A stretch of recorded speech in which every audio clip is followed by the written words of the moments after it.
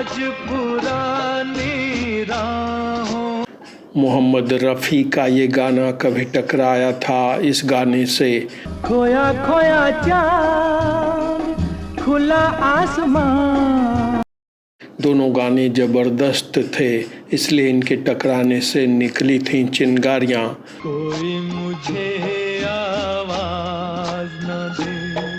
आखिर मोहम्मद रफ़ी के ही गाने आपस में क्यों टकराए थे और क्या हुआ था इसके बाद, बताएंगे आपको बस चंद सेकंड्स में। तब तक आप कीजिए थोड़ा इंतज़ार और देखते रहिए भारत एक्स फैक्टर। इस एपिसोड में हम बात करेंगे मोहम्मद रफ़ी के उन दो गानों की जो आपस में ही टकरा गए थे। कैसे, बताते हैं आपको। बीते दिनों की याद थी जिन। ये गाना है फिल्म आदमी का, जो आई थी 1968 में। इसे बनाया था संगीतकार नौशाद ने और इसे लिखा था शकील बदायूनी ने। नौशाद का ये गाना टकराया था संगीतकार एस.टी. बर्मन के इस गाने से। मस्ती भरी हवा जो चली, खिल खिल गई ये दिल की कली। ये गाना भी मोहम्मद रफ़ी ने ही गाया था फिल्म काला बाज़ार के लिए। काला बाज़ार आई थी 1960 में। शैलेंद्र के लिखे इस गाने में दिख रहे हैं देवानंद। आँखों में सारी रात जाएगी। अब आपको बताते हैं कि कैसे ये गाने आपस में टकरा गए थे। नौशाद ने बताया था कि आदमी के इस गाने पर संगीतकार एस.टी. बर्मन के एक गाने का असर है और वो गाना है ये खोया खोया चाँद। उन्होंने बताया था कि दिलीप कुमार वाले इस गाने के मुखड़े की दूसरी लाइन में खोया खोया चांद वाले गाने का असर है। गम का सिसकता साज न। नौशाद ने कहा था कि मोहम्मद रफ़ी की इस पंक्ति में खोया खोया चांद घुस गया है।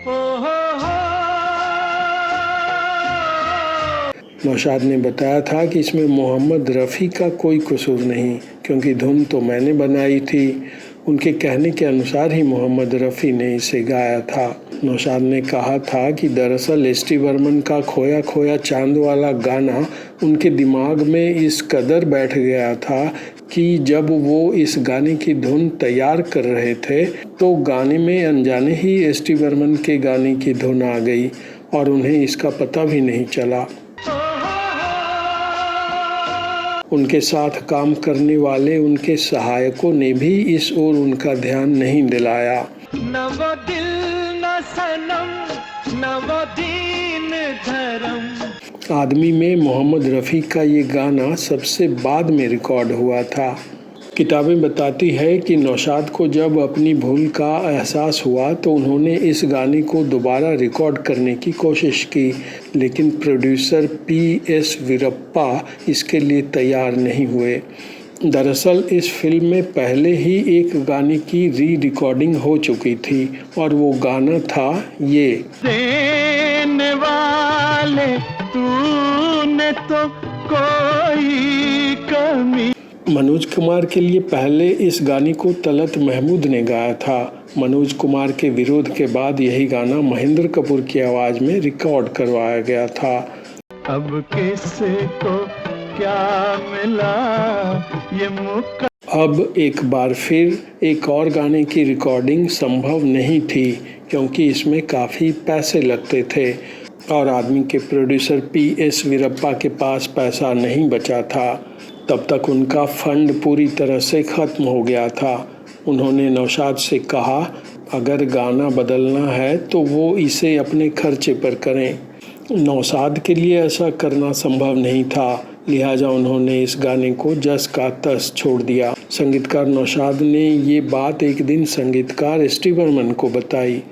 उन्होंने बताया कि कैसे आज पुरानी राहों वाले उनके गाने में खोया खोया चांद ने एंट्री मार ली है। संगीतकार एस.टी. बर्मन ने नौशाद की बात सुनकर कहा कि ऐसा उनके साथ भी हुआ था। उन्होंने बताया कि जब वो फिल्म बम्बई का बाबू के एक गाने की तैयारी कर रहे थे तो उसी दौरान उन्होंने एक तमिल फिल्म में वहीदा रहमान का एक डांस देखा था। उन्होंने बताया था कि जब वो इस गाने की धुन बनाने बैठे तो अपने आप उस तमिल फिल्म के डांस वाले गाने की धुन इस गाने में आ गई। देखने में भूला है दिल का सनोना। बम्बई का बाबू के इस गाने को गाया है आशा भोसले ने। पर्दे पर दिख रही हैं सुचित्रा सेन, उनके साथ देवानंद भी नजर आ रहे हैं।